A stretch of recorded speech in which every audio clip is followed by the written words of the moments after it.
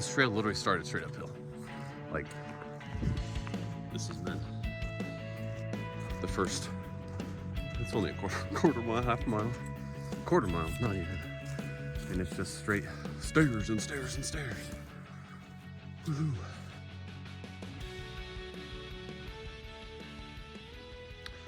So a big reason I'm doing this PCT thing is, I mean, I've been thinking about it for like 5 years, and you know,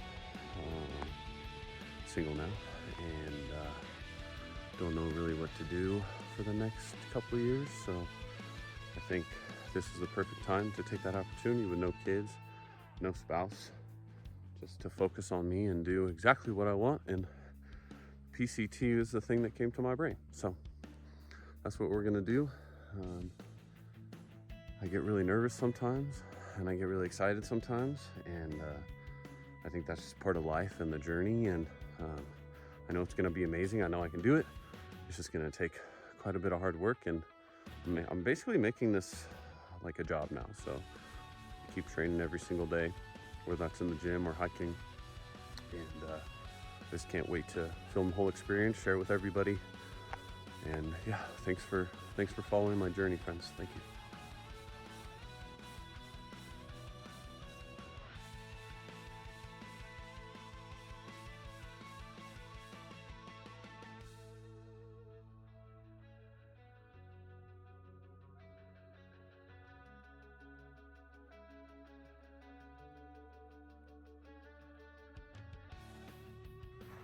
So you notice how everything's kind of got that little blue tint right now? This is what we call blue hour in the photography realm. Golden hour is when that sun like starts to pop right over the horizon. You start to see all the orange and the gold. Well, this is blue hour, but it really lasts like sometimes less than a half hour. But you get this nice, cool, coldish blue tint on the world, and it's kind of sweet. And we keep walking. Out here, the forest becomes more than scenery. It's medicine. Each breath of pine-scented air cleans the noise of the wind. The granite beneath my feet steadies me, reminding me of strength that doesn't waver. Ferns sway gently, teaching patience, resilience, and quiet growth. And in the wide silence of the peaks, I find what no words can offer. A kind of therapy only nature knows. A healing that sinks way into the deep depths of my soul. Looks like we're going downhill a little bit. I didn't know we were allowed to go downhill on this hike. It never ends. The whole hike has been like this. Just like a flight of stairs. And these bugs are relentless, and they're pissing me off. Holy shit. Like 17 of them have flown in my eyes and my mouth already. Tantrum over. Okay, let's keep going.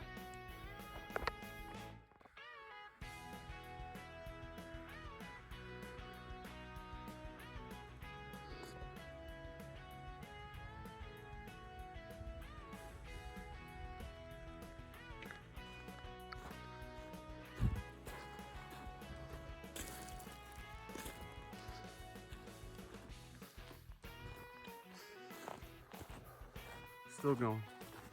Mile 2. Got one more mile to the top, and there's this really cool like fire lookout I heard about, so maybe we'll get to go in there, and then we'll turn around, go back. Got some work to do at home, so but plan on doing these hopefully 3 days a week.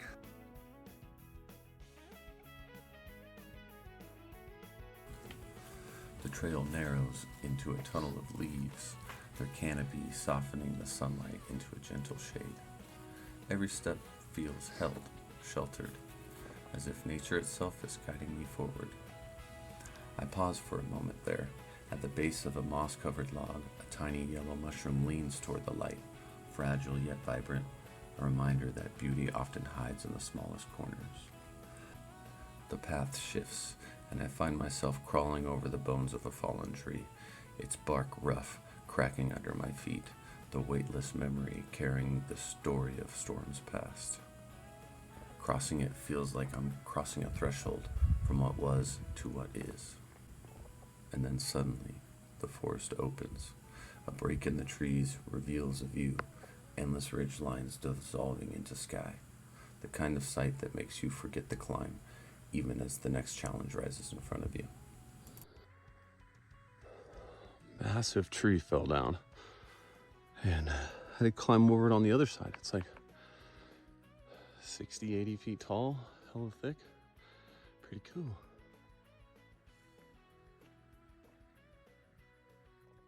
There's a vehicle road that goes up to the watchtower. So at least I know I won't have to hike back up to this, even though that'd be fun. But at least we can drive equipment here and food, you know, for the week-long type thing. So that's pretty epic, actually. So I'm gonna look out to see how we can stay at Black Mountain Watchtower. Suddenly, we run into paved trail with some handrails. And we got a big old watchtower up here. Before satellites, they used to have people come up and stay like a week at a time up these things. You can volunteer. And let's see if we can get inside, dude.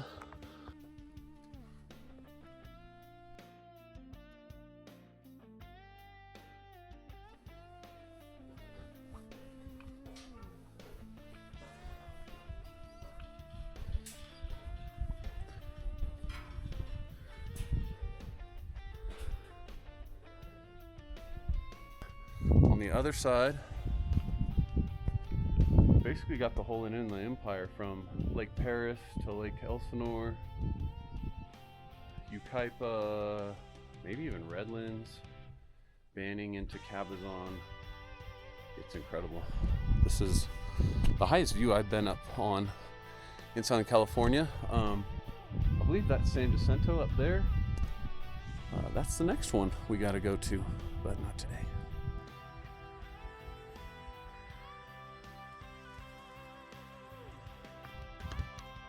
Jesus for breakfast. Yummy. Yum, yum, yum, yum. Yum, yum, yum, yum, yum, yum, yum. You guys like the new facial hair? I took the beard off completely. Went with the goatee. This thing is getting long. And there's some grays in there too, dude. I'm getting freaking old.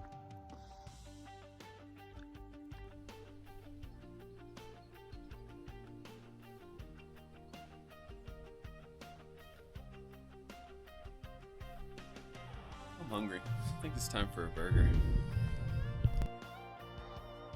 Yeah, look at how high that is, dude. Isn't that cool? I want to be in it.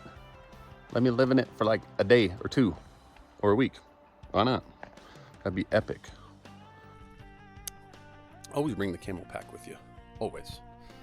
And we got to climb under this tree. That was fun. All right.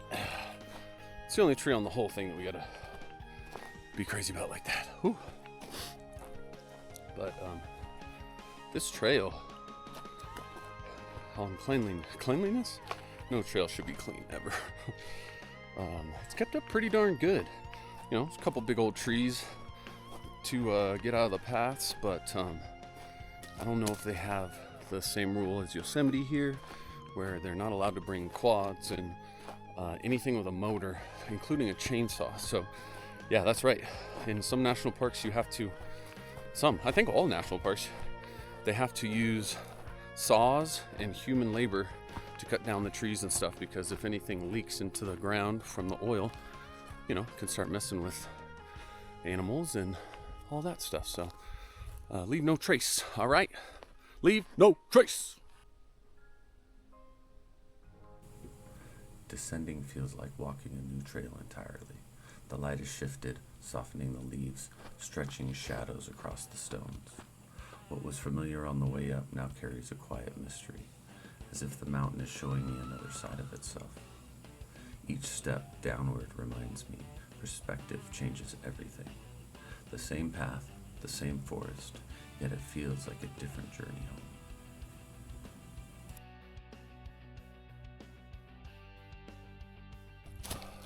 The biggest game we got to watch out for in this area is bobcats. They're more scared of us though than we are of them, just like most animals. I see a ton of scat on the trail. And so I know there's a ton out here, and I've actually seen one before hiking here last year. One point I put my camera down, turned it off, went to get a bite of food out of my backpack, and big mama bobcat literally strolled like 10 feet in front of me, acted like I wasn't even there. She just like kept walking, kind of gave a little side eye, and just kept rolling. It's an amazing experience. One of those ones that is, just for me. Oh, it's so hard to film with these gnats. I've literally been getting attacked this entire time, flying into my nose and my eyes and my ears. They're fucking horrible, honestly. They're fucking horrible. It's making this hike not nearly as enjoyable